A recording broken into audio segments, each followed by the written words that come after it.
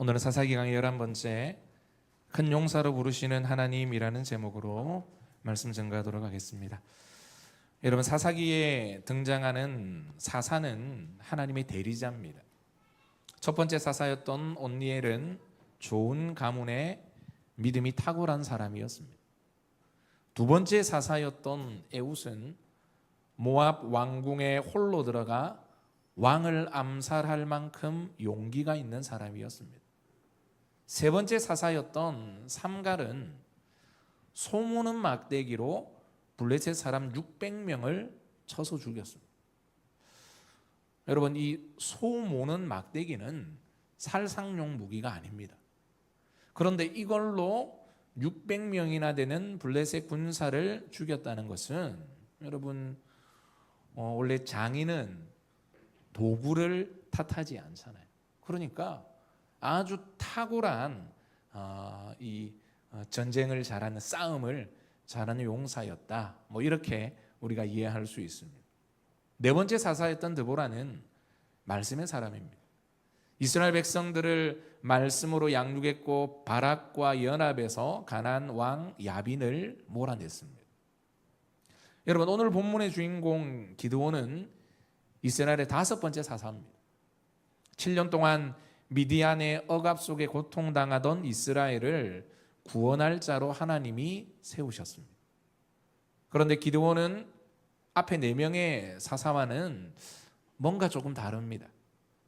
뭐가 다르냐? 그것은 평범하다는 겁니다. 눈을 씻고 찾아봐도 특별한 구석이 없습니다. 가문도 별로 좋지 못합니다. 그리고 그 좋지 못한 가문 사람들 중에 가장 작은 사람이 기드온이었습니다. 기드온은 당시 이스라엘 백성들 중 쉽게 찾을 수 있는, 그냥 아무나 지나가는 사람을 딱 붙들면 그냥 기드온과 같은 사람인 아주 평범한 사람이었습니다. 그렇기 때문에 여러분, 이 기드온에게 사사라고 하는 직분이 어울려 보이지 않습니다. 과연 사사의 역할을 잘 감당할 수 있을지 의문이 드는 사람이 바로 기드온입니다. 여러분, 오늘부터 이제 몇 주간 이 기드온에 대한 말씀을 나누고자 합니다. 그 첫 번째로 오늘 본문은 하나님께서 기드온을 부르시는 장면입니다. 읽어보겠습니다. 여호와의 사자가 아비에셀 사람 요아스에게 속한 오브라에 이르러 상수리나무 아래에 앉으니라. 마침 요아스의 아들 기드온이 미디안 사람에게 알리지 아니하려 하여 밀을 포도주 틀에서 타작하더니. 아멘. 여호와의 사자가 기드온을 찾아갑니다. 여기서 여호와의 사자는 삼위일체 하나님 중 성자 하나님, 그러니까 구약에는 성자 하나님이고, 여러분, 신약에 넘어오면 성자 누구시죠? 예수님이세요. 그러니까 여호와의 사자는 단순히 메시지를 전달하는 천사가 아니라 하나님이 내려오셔서 기드온을 만나 주신 겁니다. 여러분, 하나님이 기드온을 만나신 것은 우연이 아닙니다. 수많은 이스라엘 백성 중에 그를 지명하셨고 이제 때가 되어 기드온을 찾아오셨습니다. 이것은 특별한 은혜입니다. 그 시대에 딱 한 명만이 누릴 수 있었던 특권입니다. 그런데 이후에 기드온의 반응을 보면 여러분, 참 어이가 없습니다. 감사하지 않습니다. 오히려 하나님께 불평하고 따져 묻습니다. 여러분, 이유가 무엇입니까? 이것이 얼마나 귀한 일인지 모르기 때문입니다. 하지만 시간이 지나면서 기드온도 자신이 사사로 부르심을 받았던 것을 여러분 깨닫게 되고 그에 걸맞는 성숙한 사람으로 변화됩니다. 여러분, 우리도 마찬가지입니다. 오늘 이 주일 예배의 자리에 나온 거, 여러분, 내가 오늘 예배드리기로 마음을 먹고 오늘 이 자리에 여러분 온 것 같지만, 여러분, 이것은 우연이 아니라 어쩌다 보니 되어진 것도 아니고, 여러분, 특별한 하나님의 부르심입니다. 누구나 예배드릴 수 있지만 여러분, 아무나 예배드릴 수 없는 거죠. 하나님이 불러주셔서 오늘 이 자리에 앉아 있고, 여러분, 그것이 우리 가운데 큰 복이라는 겁니다. 여러분, 아무도 예수 믿을 수 없는데 믿을 수 있도록 이 자리에 불러주셨습니다. 처음에는 모를 수 있습니다. 아직 영적으로 어리기 때문입니다. 하지만 시간이 지나면서 깨닫게 될 것입니다. 하나님이 오래 기다리셨고 때가 되어 나를 불러주셨어요. 가족을 통해 부를 수도 있습니다. 친구를 통해 불러주셨을 수도 있습니다. 아니면 삶의 여러 가지 어떤 사건과 문제를 통해 불러주셨을 수도 있습니다. 그런데 중요한 것은 여러분, 하나님이 나를 이 자리에 불러주신 것이 특권이요, 은혜요. 여러분, 시간이 지나면 지날수록 이것이 얼마나 큰 감사인지 깨닫게 되기를 주의 이름으로 축원합니다. 여호와의 사자가 기드온을 찾아왔을 때 기드온은 포도주 틀에서 밀을 다져가고 있었습니다. 여러분, 이것이 당시 이스라엘의 이 포도주 틀입니다. 여기서 밀을 다자겠다. 여러분, 포도주 틀은 포도주 즙을 내는 그런 기계인데, 여기서 밀을 다자겠다는 것은요, 미디안 사람들의 눈을 피해서 먹고 살기 위한 몸부림을 쳤다는 의미입니다. 더 부자가 되기 위해, 더 쾌락을 누리기 위해 하나님이 아닌 다른 신을 선택했지만 그 결과는 궁핍한 생활이었습니다. 한 해 동안 열심히 일해서 소출이 풍성하면 뭐합니까? 미디안 족속들이 메뚜기 떼처럼 쳐들어와서 여러분 다 빼앗아 가는 겁니다. 그러니까 고생은 고생대로 하고 손에 남는 것은 아무것도 없는 무슨 수고를 하고 있는 거죠? 헛수고를 하고 있더라는 거죠. 말라기 3장 읽어보겠습니다. 만군의 여호와가 이르노라, 내가 너희를 위하여 메뚜기를 금하고 너희 토지 소산을 먹어 없애지 못하게 하며 너희 밭에 포도나무 열매가 기한 전에 떨어지지 않게 하리니. 아멘.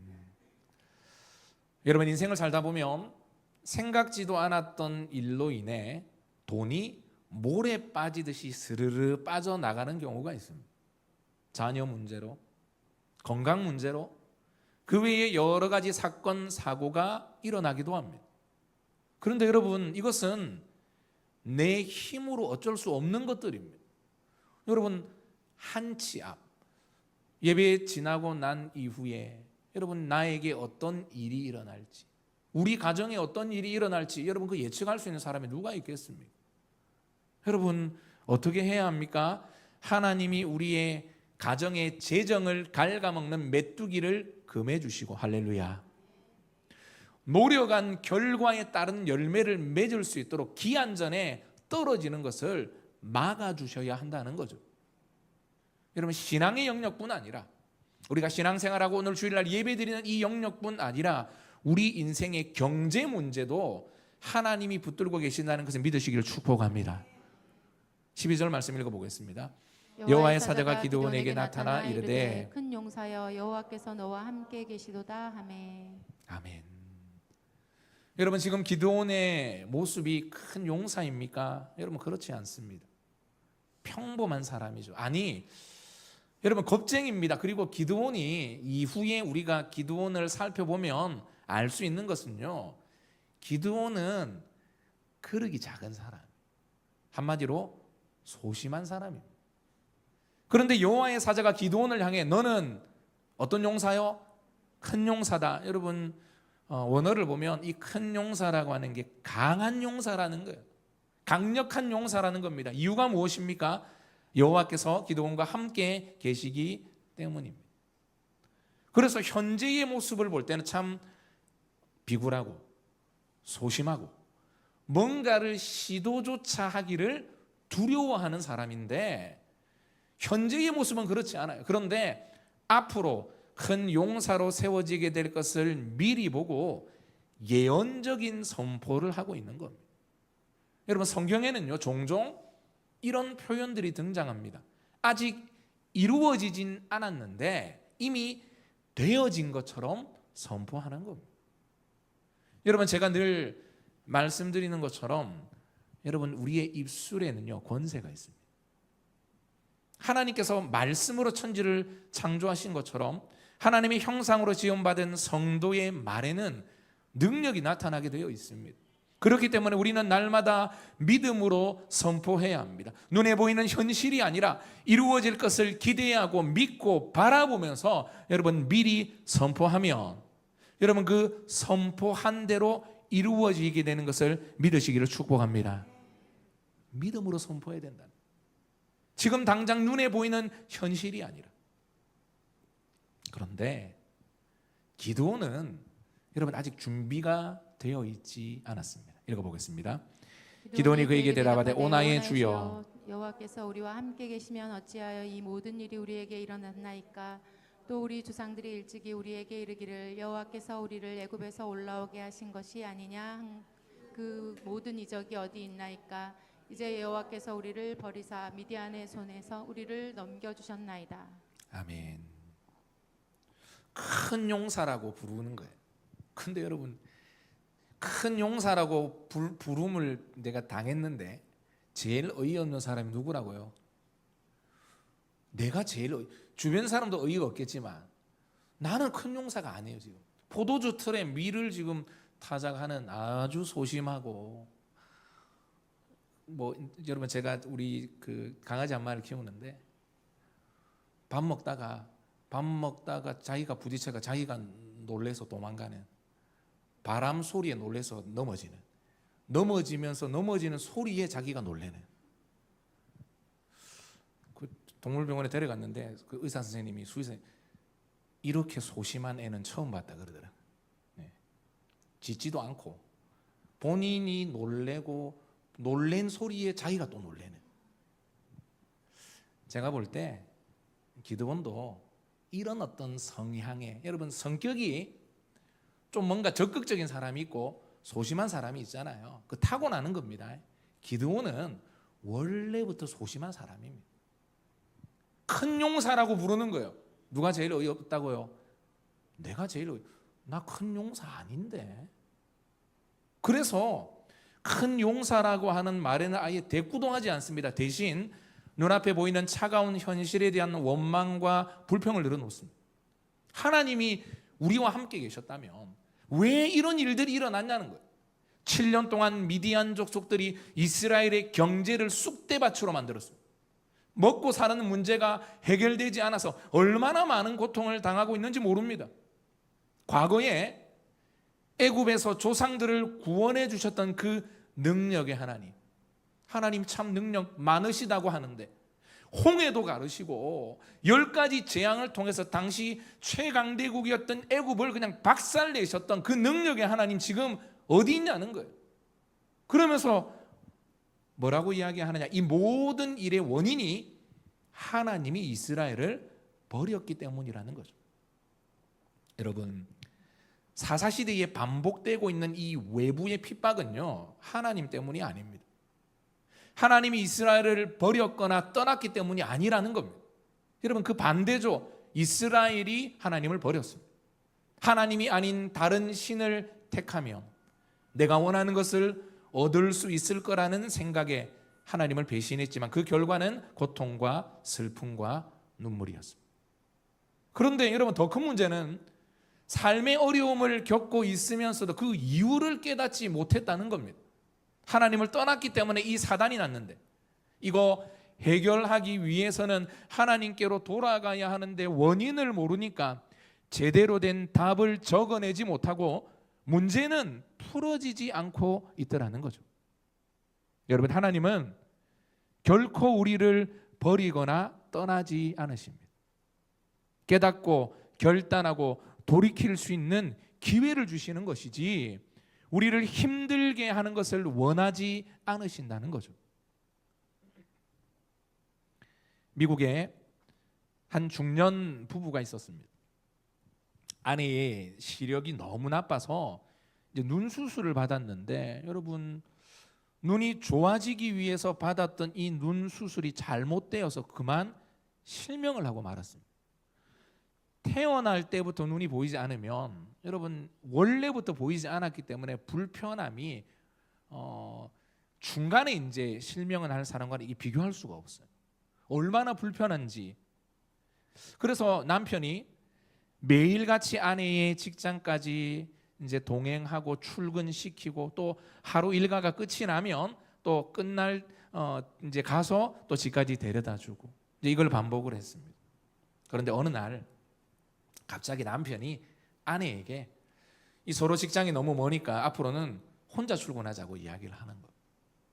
여러분, 이 말을 들은 아내는 남편에게 대해서 참 섭섭한 마음이 드는 거예요. 참 힘들고 어렵지만 아니 내가 지금 이런 생각지도 않은 고통을 당했는데 좀 배려해주고 도와줄 수 있는데, 사랑하는 남편이 그런 말을 하니까 이제 배신감까지 느껴졌습니다. 그리고 이를 악물었습니다. 내가 당신 없이도 내 잘할 수 있다. 당신 도움 없이도 내가 얼마든지 잘 살 수 있다.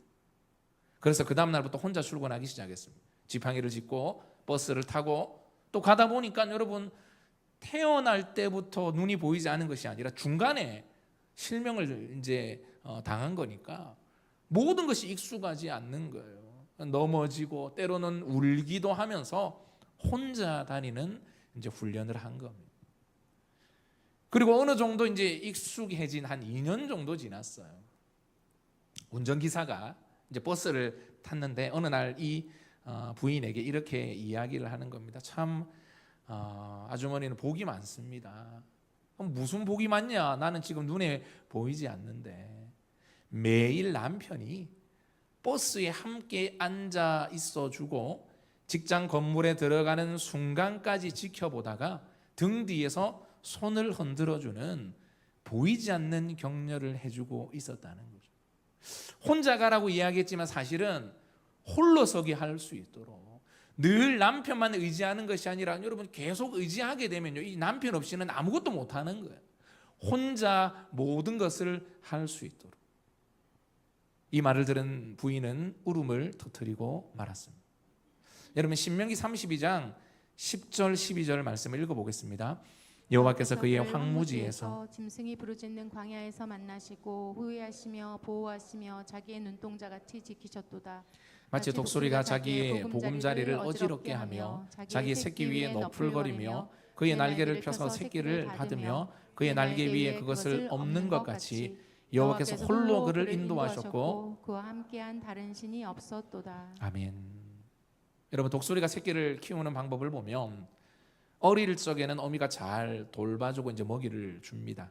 그런데 어느 정도 이제 새끼가 크면 둥지에서 이제 흐트러뜨리고 그 안에 이제 있을 수 없도록 막 이제 흐트러뜨려서 결국은 이제 둥지에서 떨어뜨립니다. 그러면 이 좀 떨어지면 아직 날 수 있는 준비가 안 되었기 때문에 이 죽음에 대한 공포가, 이게 동물이든 사람이든 간에, 그래서 막 몸부림을 칩니다. 안 떨어지려고. 하지만 결국은 이제 둥지에서 떨어지게 되는데, 이제 이거를 떨어지게 되는 거를 보고 있다가 새끼가 떨어지면 여러분 당연히 아직까지는 날개에 힘이 없으니까 떨어질 때쯤 되면은 어미가 내려서 어떻게 한다는 거죠? 받아내는 겁니다. 여러분, 이것은 모진 훈련입니다. 그런데 그 과정을 통해서 독수리가 이 날개에 힘을 얻고 날아갈 수 있는 거죠. 사랑하지 않아서가 아닙니다. 더 강하게 키우기 위함입니다. 이런 과정을 거치지 않으면 적자 생존의 세계에서 결코 살아남을 수 없다는 거죠. 여러분, 우리의 인생도 마찬가지입니다. 너무 힘들고 어려우면 때론 하나님이 나를 잊으셨나? 버리셨나? 하나님 안 계시나? 라는 마음에 낙심이 찾아옵니다. 하지만 그럴 때도 하나님은 우리 곁에 계시다는 것을 잊지 말아야 합니다. 아픔과 고통이 있지만 여러분, 그것은 우리를 연단하는 과정입니다. 그것이 끝이 아니라는 겁니다. 고난과 고통을 믿음으로 잘 통과하면 그 뒤에는 더 큰 은혜와 복이 기다리고 있다는 것을 여러분 깨달을 수 있어야 합니다. 여러분, 사사기 패턴, 똑같은 패턴이 반복됩니다. 죄를 짓고 난 다음에 하나님이 외부의 환경을 통해 이스라엘 백성들에게 고통을 주시는 이유가 무엇입니까? 괘씸하기 때문입니까? 몇 번째 반복하냐? 아니, 약속을 했으면 지켜야지. 너도 한번 당해봐라. 여러분, 절대 그렇지 않습니다. 여러분, 사랑입니다. 사랑하기 때문에 징계하는 것이고 징계하는 아버지의 마음도 분명 아픕니다. 하지만 바뀌어야 하기 때문에 가만히 내버려 둘 수 없는 것입니다. 지금 힘든 환경과 현실을 바라보는 것이 아니라 그 과정에 여전히 나를 붙들어주고 계시고 이끌어주고 계시는 하나님의 손길을 볼 수 있는 믿음의 눈이 열리시기를 축복합니다. 14절입니다. 여호와께서 그를 향하여 이르시되 너는 가서 이 너의 힘으로 이스라엘 미디안의 손에서 구원하라. 내가 너를 보낸 것이 아니냐 하시니라. 아멘. 여러분, 기드온은 하나님의 의도를 오해하고 있습니다. 현재 일어나고 있는 현실의 문제를 잘못 해석하고 있습니다. 하나님은 그렇지만 기드온을 책망하지 않으십니다. 이 과정을 통해서 하나님은 더 든든하게 세우기를 원하는데 하나님 앞에 큰 용사야라고 부르니까 제일 먼저 했던 이야기가 뭐라고요? 불평입니다. 원망입니다. 야, 니는 그래서 안 돼. 하나님 이렇게 말씀하지 않으십니다. 왜냐하면 여러분, 사람은 책망으로 변화되지 않기 때문입니다. 하나님은 이 문제를 해결할 수 있는 해결책을 알려주십니다. 너의 힘으로 이스라엘을 구원하라는 겁니다. 여러분, 여기서 너의 힘이 난 하나님이 주셔서 갖게 될 힘입니다. 지금은 여러분 사실 힘이 없습니다. 겁이 많고 소심하고 너무나 평범한 사람입니다. 하지만 하나님이 기드온과 함께 하겠다 약속하십니다. 그리고 기드온을 변화시켜서 강한 용사로 세워주실 것입니다. 내가 너에게 줄 그 능력을 가지고 이스라엘을 구원하라 이렇게 말씀하고 있는 겁니다. 그런데 여러분, 이 사오정 같은 기드온은 말귀를 잘 알아듣지 못합니다. 읽어보겠습니다. 그러나 기드온이 그에게 대답하되 오 주여 내가 무엇으로 이스라엘을 구원하리이까. 보소서 나의 집은 므낫세 중에 극히 약하고 나는 내 아버지 집에서 가장 작은 자니이다. 아멘. 여러분, 현재 기드온은 본인이 생각해도 그리고 제3자인 우리가 봤을 때도 이스라엘을 구원할 만한 능력이 1도 없는 사람이에요. 그런데 자꾸 이걸 내 힘으로 해결하려고 하니까 여러분 답이 안 보이는 겁니다. 미디안 사람들이 무서워서 포도주 틀에서 밀을 타자가는 소심하고 평범한 사람이 어찌 미디안과 싸워 이스라엘을 구원할 수 있겠습니까? 여러분, 가당치도 않은 일입니다. 히브리서 12장 2절입니다. 믿음의 주여 도 온전케 하시는 이인 예수를 바라보자. 아멘. 여러분, 예수님은 믿음의 주가 되십니다. 그래서 예수님을 바라보는 사람에게 믿음을 나누어 주십니다. 그렇기 때문에 여러분, 믿음은 내 안에서 솟아나는 것이 아니라 주께서 우리에게 주시는 겁니다. 그래서 지금 내 안에 믿음이 없다 하더라도 여러분 아무 상관없습니다. 주님을 바라보면 그 믿음을 주께서 우리 가운데 더하여 주실 것이기 때문이죠. 여러분, 역대하 20장을 보면 모압 자손과 암몬 자손이 이스라엘을 침공하는 장면이 나옵니다. 당시 이스라엘의 군사력으로는 절대로 이길 수 없는, 싸우면 무조건 질 수밖에 없는 이 상황에서 유다 왕이었던 여호사밧이 하나님 앞에 이렇게 기도하고 있습니다. 읽어보겠습니다. 우리 하나님이여 그들을 징벌하지 아니하시나이까. 우리를 치러 오는 이 큰 무리를 우리가 대적할 능력이 없고 어떻게 할 줄도 알지 못하고 오직 주만 바라보나이다 하고. 아멘. 여러분, 대적할 능력도 없고 어떻게 할 줄 알지 못하는 것이 현실입니다. 여러분, 이거 바꿀 수가 없습니다. 바꾸고 싶은데 내 힘으로 한번 이거를 뒤집어 놓고 싶은데 이게 바뀌지 않는 거예요. 팩트라는 겁니다. 하지만 그 이후의 반응은 내가 선택하는 겁니다. 낙심하고 주저앉아 있을 것인가? 주변의 사람들에게 도움을 청할 것인가? 목숨이라도 구걸하기 위해 항복할 것인가? 아니면 오늘 여호사밧처럼 주만 바라볼 것인가? 여호사밧은 다른 모든 방법을 내려놓고 주님만을 바라보았습니다. 그러자 하나님이 이렇게 말씀하십니다. 읽어보겠습니다. 이 전쟁에는 너희가 싸울 것이 없나니 대열을 이루고 서서 너희와 함께한 여호와가 구원하는 것을 보라. 유다와 예루살렘아 너희는 두려워하지 말며 놀라지 말고 내일 그들을 맞서 나가라. 여호와가 너희와 함께하리라 하셨느니라. 아멘. 아멘. 이 전쟁은 너희가 싸우는 게 아니라는 거예요. 그래서 두려워하거나 놀라지 말라는 겁니다. 하나님이 우리의 대적과 싸워주시고 함께 하겠다라고 하는 약속을 주셨습니다. 여러분, 그 결과 어떤 일이 일어납니까? 읽어보겠습니다. 곧 암몬과 모압 자손이 일어나 세일산 주민들을 쳐서 진멸하고 세일 주민들을 멸한 후에는 그들이 서로 쳐 죽였더라. 그럼 전쟁을 해야 되는데, 강력한 적군이 몰려오는데 무조건 싸우면 지는 거예요. 아무것도 할 수 있는 것이 없습니다. 그래서 다른 것들 다 내려놓고 주만 바라보았습니다. 주만 의지하고 주께 모든 것을 맡겼습니다. 어떤 일이 일어납니까? 적군이 서로 싸워 죽이고 자멸했습니다. 왜 이런 일이 일어났습니까? 어떻게 해서 서로 죽이고 싸웠습니까? 알 수가 없습니다. 상식적이지 않습니다. 여러분, 그것은 하나님의 영역입니다. 하나님이 하나님의 방법으로 일하는 것이고, 우리는 그저 하나님이 어떻게 이 문제를 해결해 주시는지 믿음으로 바라보고 기다리면 되는 겁니다. 여러분, 너무 조급하지 마십시오. 주를 바라볼 수밖에 없는 환경과 현실이 오히려 은혜가 될 수 있다는 것을 기억하십시오. 믿음의 주인이신 예수님을 바라보면 우리의 심령에 주께서 주시는 믿음으로 충만하게 될 것입니다. 태산과 같은, 여러분, 태산과 같은, 정말로 이 문제를 내가 어떻게 해결하지?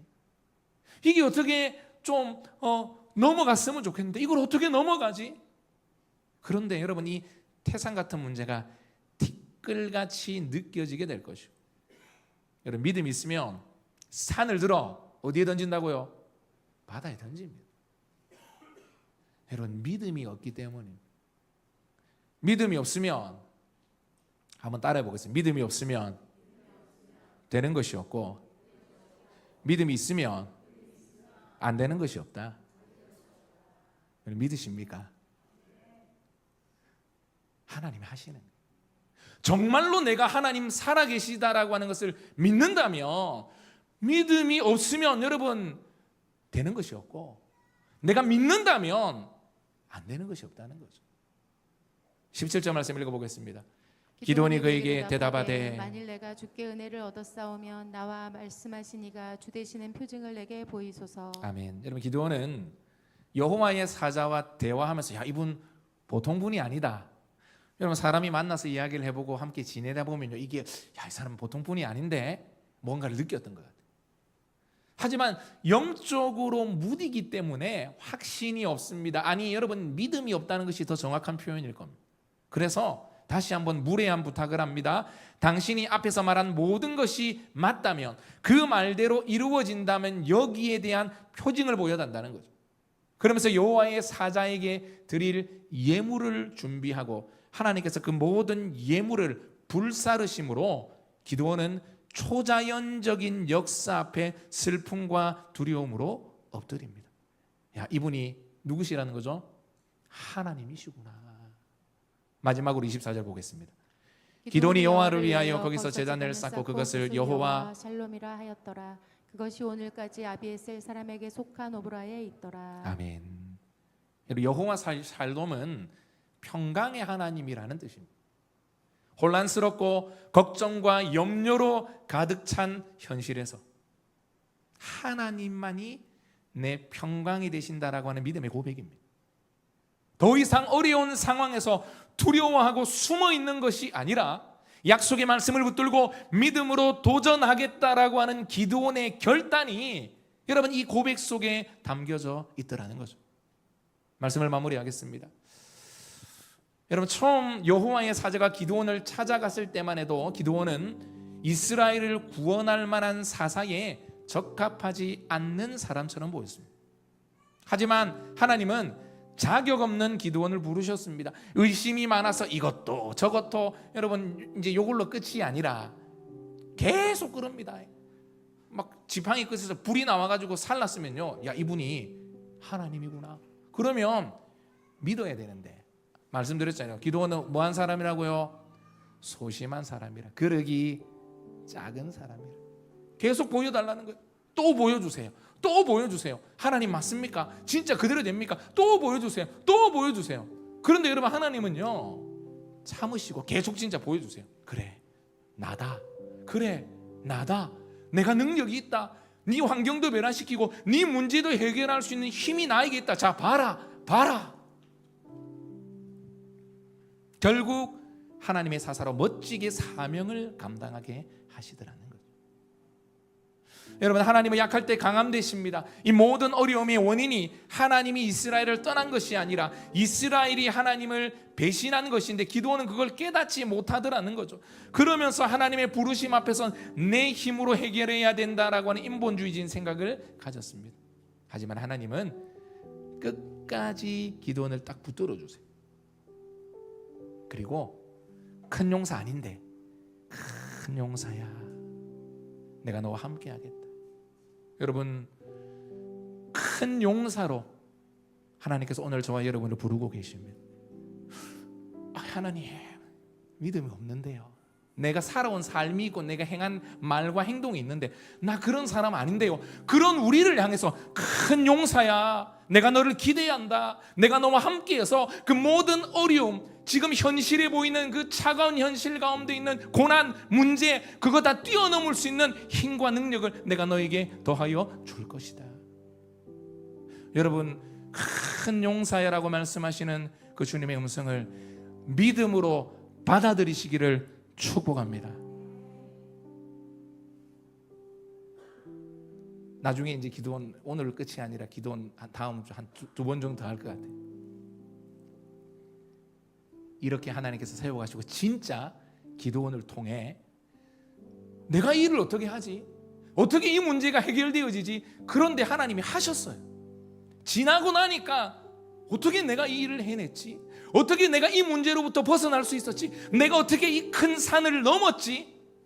그런데 하나님이 넘게 하셨고 하나님이 할 수 있는 힘을 더하여 주시더라는 거죠.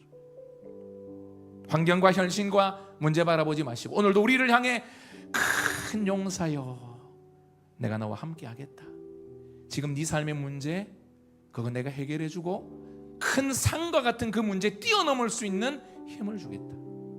하나님의 음성을 들으시고 믿음으로 받아들이시고 결단하고 여러분 승리하는 우리 모든 다사랑교회 성도들 되시기를 주의 이름으로 축원합니다.